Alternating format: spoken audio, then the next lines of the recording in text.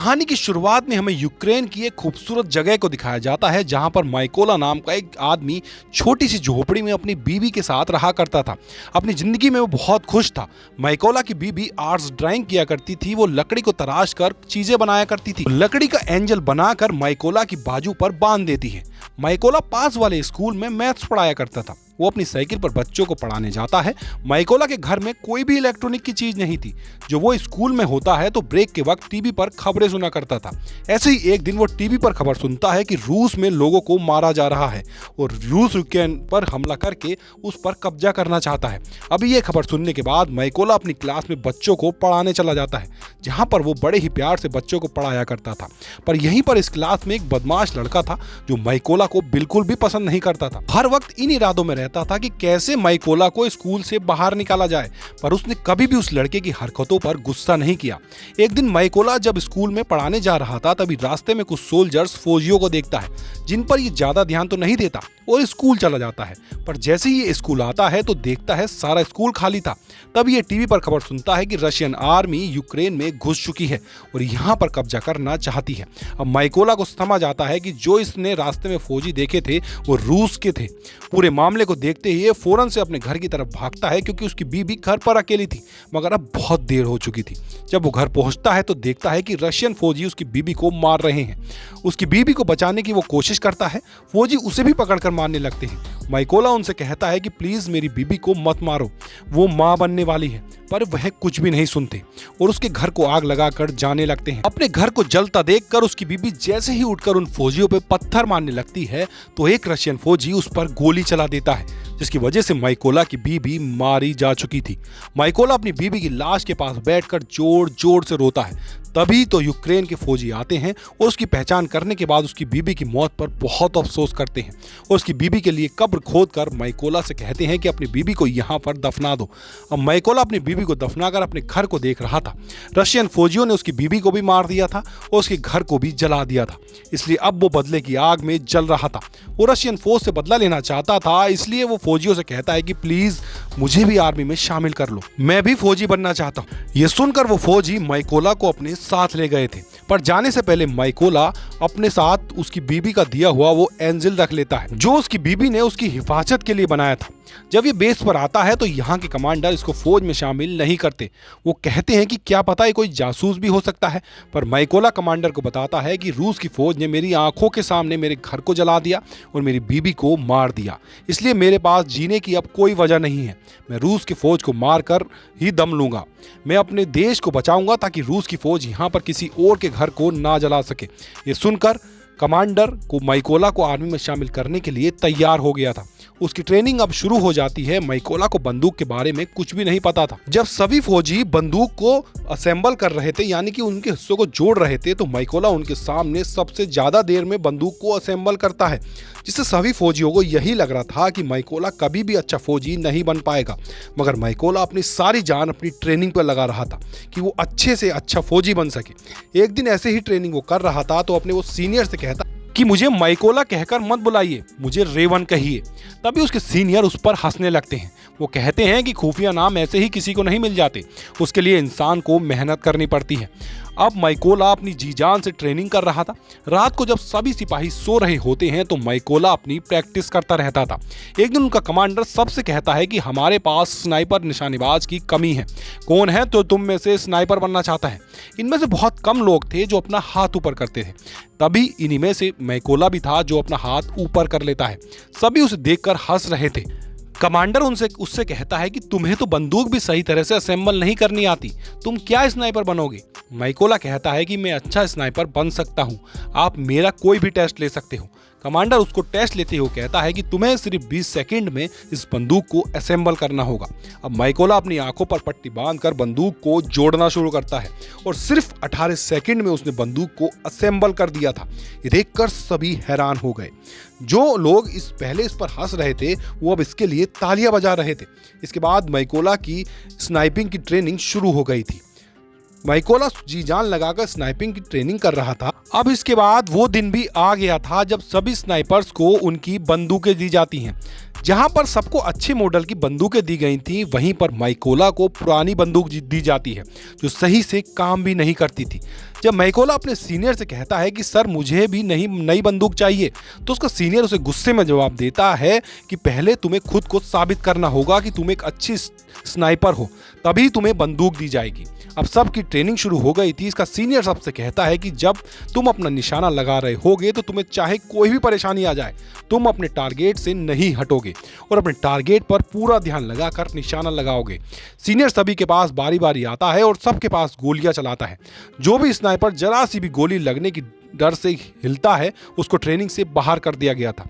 जब सीनियर माइकोला के पास जाकर गोली को चलाता है तो उसे कोई भी फर्क नहीं पड़ता, वो जरा सा भी नहीं हिला था। जब वो अपने टारगेट पर निशाना लगा रहा था, तभी सीनियर उसके पास आकर कहता है कि तुम अपने टारगेट को सिर्फ एक बार ही देख सकते हो, और उसके बाद वो उसकी आंखों के सामने कुछ रख देता है। अब माइकोला अपना निशाना लगाता है तो उसका निशाना चूक गया था, मगर सब जानते थे कि अगर माइकोला को सही बंदूक दी जाती और उसकी आंखों के आगे कुछ नहीं होता तो उसका निशाना लग जाता। रात को स्नाइपर का नाइट सूट टेस्ट होता है, जिसमें रात के अंधेरे में अपने टारगेट को देखकर उस पर निशाना लगाना था। यहाँ फ्लेयर गन को चलाकर सबको एक ही बार में उनका टारगेट दिखाया जाता है। सब लोग निशाना लगाते हैं पर माइकोला निशाना नहीं लगाता। वो अपने दिमाग में फासले को देखकर मीटर का अंदाजा लगाकर फिर निशाना लगाता है, जिससे उसका निशाना बिल्कुल ठीक लगता है।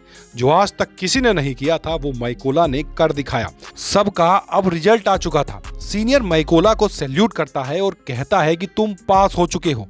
जिसके बाद कर्नल माइकोला से कहते हैं कि अपने सभी जरूरी सामान को पैक कर लो, तुम्हें एक जरूरी मिशन पर जाना है। माइकोला का पहला मिशन ये था कि पास ही की एक चेक पॉइंट पर रशियन आर्मी ने कब्जा किया होता, जिनको इन लोगों ने उससे छुड़वाना था। माइकोला अपने साथियों के साथ उस जगह पर पहुंच जाता है।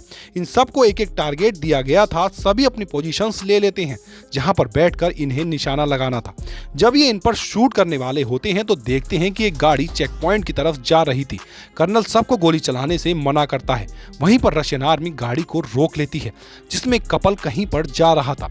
रशियन आर्मी ने उन लोगों का पासपोर्ट ले लिया था और उन्हें काफी बुरी तरह से वो मारने लगते हैं। ये देखकर कर्नल सभी स्नाइपर्स को गोली चलाने का कहता है और एक ही झटके में सभी स्नाइपर रशियन आर्मी को मार गिराते हैं। इनका पहला मिशन अब पूरा हो गया था। ये सभी खुशी खुशी अपने बेस पर वापस आ गए थे। जब माइकोला अपने बाकी साथियों को देखता है तो वहां पर कोई भी नहीं था। उसे पता चलता है कि वो दूसरे मिशन पर गए हैं। माइकोला को यह भी पता चल गया था कि इस मिशन में उसके बहुत से साथी मर गए हैं और उन सबको एक ही रशियन स्नाइपर ने मारा है, जो रशियन आर्मी का सबसे बेहतरीन स्नाइपर है। कुछ दिन के बाद इनका दूसरा मिशन भी शुरू हो गया था। ये सभी इस जगह पर पहुंच जाते हैं जहां पर रशियन आर्मी कब्जा करने वाली थी। सबसे पहले माइकोला हर जगह पर अपने साथियों के साथ बम लगा देता है और फिर घास में छुपकर रशियन आर्मी का इंतजार करने लगता है। कुछ वक्त के बाद वो रशियन आर्मी उधर आने लगी थी। तभी माइकोला देखता है कि उन रशियन फौजियों में माइकोला का एक स्टूडेंट भी था, जो स्कूल में इसे परेशान किया करता था। ये वही बदमाश लड़का था और अब वो रशियन आर्मी में शामिल हो चुका था। जैसे ही कर्नल इन्हें शूट करने का कहते हैं तो माइकोला थोड़ा घबरा गया था, क्योंकि ये अपने स्टूडेंट को मारना नहीं चाहता था। लेकिन फिर भी इसके बाद अपने जज्बातों को साइड में रखते हुए वो उस बॉम्ब वाली जगह पर गोली चला देता है, जिससे वहां बहुत बड़ा धमाका होता है। सभी रशियन आर्मी के जवान मारे जा चुके थे। कर्नल जब माइकोला के पास आते हैं तो पूछते हैं कि तुम क्या सोच रहे थे, तो माइकोला बताता है कि उन रशियन फौजियों में मेरा एक स्टूडेंट भी था। कर्नल कहते हैं कि वो उस लड़के ने चुना है कि वो गद्दारों में शामिल होना है उसे, इसलिए तुम्हें उसके लिए बुरा लगने की जरूरत नहीं है। इसके बाद ही वो लोग वापस बेस पर आ चुके थे। कर्नल ज्यादातर अपना वक्त माइकोला के साथ ही गुजारते थे, क्योंकि अब कर्नल पूरी तरह से माइकोला पर यकीन करने लगे थे। कर्नल माइकोला को बताते हैं कि मेरी 2 बेटियां हैं और उन्हें नहीं पता कि मैं आर्मी में कर्नल की पोस्ट पर हूं। उनको मैं यहाँ ये कहकर आया हूं कि मैं बहुत बड़ा बिजनेस करता हूं और मेरी बीबी ने भी मेरी बेटियों को नहीं बताया था। ये सुनकर माइकोला भी कर्नल को अपनी बीवी की आखिरी निशानी दिखाता हुआ काफी उदास हो जाता है। के बाद ये लोग अपने इस दूसरे मिशन पर निकल चुके थे। ये लड़ाई बहुत बड़ी थी। सभी सोल्जर्स छुपने के लिए गहरी खाई खोदते हैं और उसमें अपनी पोजीशंस ले लेते हैं। ये यहाँ पर इसलिए आए थे क्योंकि इन्हें पता चल चुका था कि कुछ रशियन फौजी यहाँ पर कब्जा करने चाहते हैं। तब यहाँ पर माइकोला देखता है कि उनमें वो फौजी पिता जिसने इनकी बीवी पर गोली चलाई थी वो माइकोला के बिल्कुल निशाने पर था। वो कर्नल से पूछता है कि क्या मैं इन पर गोली चला सकता हूँ। माइकोला फिर पूछता है कि क्या मैं इस पर गोली चला सकता हूं, क्योंकि वो अपनी बीवी का बदला लेना चाहता था। माइकोला का मिशन तो यही था कि वो अपनी बीवी का बदला लेना चाहता था। वो खुद पर कंट्रोल नहीं कर पाता और उसे उस फौजी पर गोली चला देता है। पर इसके बाद रशियन आर्मी को इनका पता चल चुका था। कर्नल माइकोला से कहती हैं कि यह तुमने क्या किया। तभी एक स्नाइपर कर्नल पर शूट करके उसे भी मार देता है। सब रशियन फौजी इन पर बम फेंकने लगते हैं। माइकोला कर्नल की लाश को बेस पर ले आया था पर बहुत ज्यादा दुखी था क्योंकि उसकी गलती की वजह से कर्नल मारा जा चुका था। माइकोला ने अब ये कसम भी खाई थी कि वो स्नाइपर को कहीं से भी ढूंढ कर लाएगा और कर्नल की मौत का बदला लेगा। इसलिए वो अगले मिशन के लिए अकेला ही निकल गया था। उसको इस स्नाइपर की जगह के बारे में भी पता चल जाता है। वो अपनी टारगेट को फिक्स करके एक स्नाइपर को मार गिराता है, पर वहां पर एक स्नाइपर माइकोला पर गोली चला देता है जो उसको लगती तो नहीं, पर वो अब जख्मी हो गया था। लेकिन स्नाइपर को भी माइकोला ने मार दिया था। अब क्योंकि वो जख्मी था इसलिए खुफिया जगह पर जाकर अपने जख्म के ठीक होने का इंतजार करने लगता है। तभी उसे अपनी हेड की कॉल आती है जो बताते हैं कि हमें उस नए स्नाइपर का पता चल चुका है जिसमें कर्नल को मारा था। तुम जल्दी से बेस पर आ जाओ। माइकोला बेस पर आ चुका था। जब इनकी ट्रेनिंग शुरू होती है तो इन्हें बताया जाता है कि वो स्नाइपर बहुत ही ज़्यादा खतरनाक है। उसका निशाना आज तक गलत नहीं लगा। यहाँ पर वो ये भी बताते हैं कि वो पहले यूक्रेन के फौजियों को मारता है, फिर इनकी वीडियो बनाकर इंटरनेट पर डालता है ताकि यूक्रेन आर्मी हार मान ले। हेड बताते हैं कि हम 2 ग्रुप में जाएंगे। बिल्डिंग के अंदर वो स्नाइपर है, तभी वहां पर जाकर उन पर हमला करेंगे। तभी मौके का फायदा उठाकर माइकोला उस स्नाइपर को मार देगा। प्लान बन जाने के बाद ये लोग ऐसा ही करते हैं। सभी उस जगह पर जाकर अपनी अपनी पोजीशंस ले लेते हैं और ये उन लोगों का ध्यान भटकाने में कामयाब हो जाते हैं। और माइकोला इसी बात का फायदा उठाकर अंदर जाकर रशियन स्नाइपर को मार देता है। माइकोला अपने साथियों से कहता है कि मेरा रास्ता साफ कर दो।